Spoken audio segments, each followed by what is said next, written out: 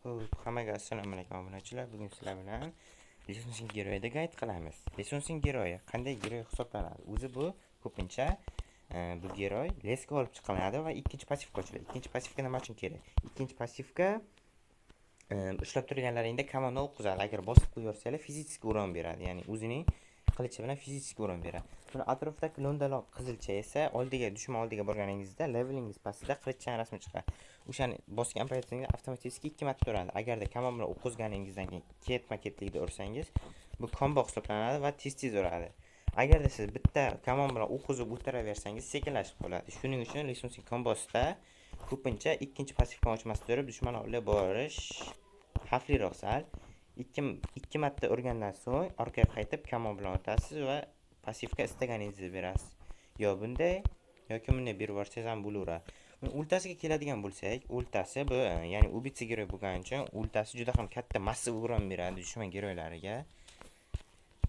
Slishkim katta uron bergandan so'ng bu, ya'ni kontrol ham beradi ularga. Anchagina kontrol beradi, ya'ni nechadir sekund 2 sekund kontrol bera oladi. 2 sekund ichida kontrol qolib ketadi dushman giroylari. Buni sborkasiga keladigan bo'lsak, sborkasida ko'pincha udar охотника, keyin mana bu maskarabozning oyoq kiyimi asqotadi.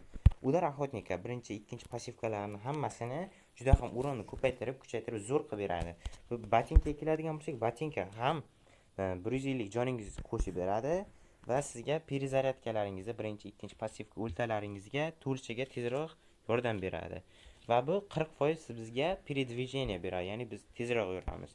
Topor vayni bu gibridni aniq bu endi hamma personajga olish mumkin emas u, lekin ubitsalar bir ikkitalarga olsanglar bo'ladi. Masalan, bu gibrid masalan. Bu gibrid bu joning so'ldir, gibrid bu shu xullas anchagina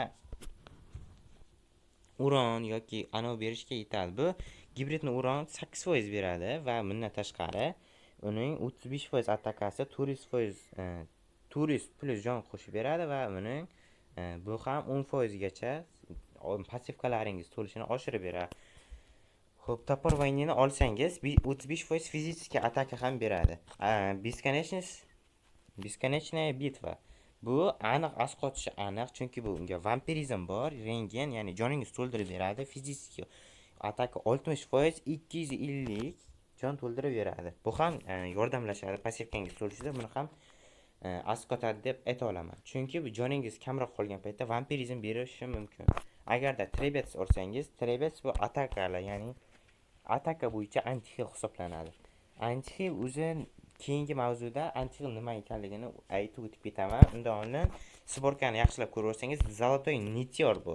Mana shu qilichni olsangiz, mana shu qilich sizga ko'pincha bashniya yoki joningiz kam qolgan paytda sizga magический защита beraveradi. O'zi atak.